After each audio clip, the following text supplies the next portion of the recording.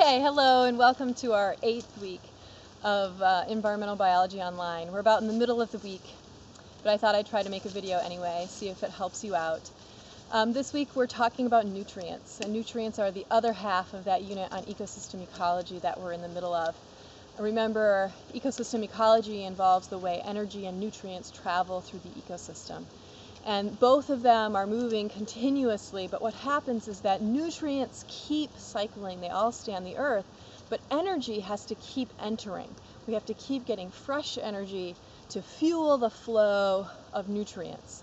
Okay, because remember, energy dissipates over time, but nutrients keep cycling. Okay, so kind of keep that in mind. Keep thinking about energy as we're looking at nutrients. But as we get into the details of nutrients, your brain will shift a little bit to start seeing cycles, seeing things moving round and round and round. And that's what I want you to be doing with your home base. So the home base isn't due until the end of next week, so you've got some time, and you might not even start it until after our nutrients unit is over.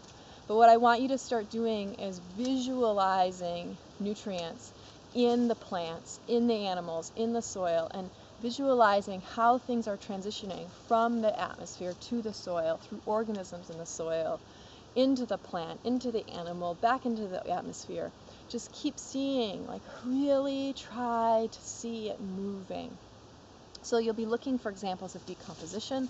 That's an example of nutrients transitioning, maybe of things eating each other, of erosion or water flow, or all of these things are helping nutrients move around.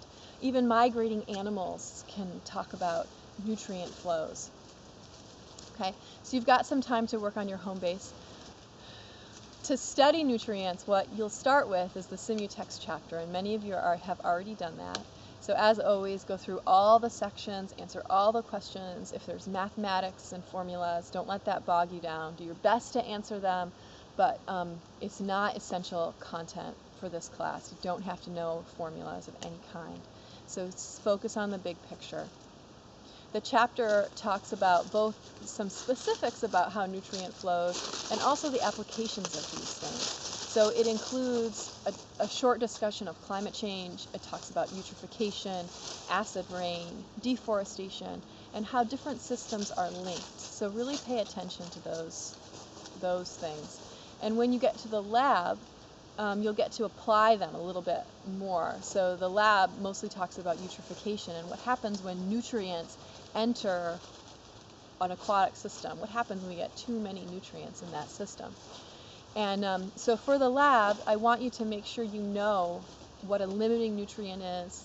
You should know what eutrophication is, and you should also understand exactly what happens that causes oxygen levels to plummet when nutrients get too high.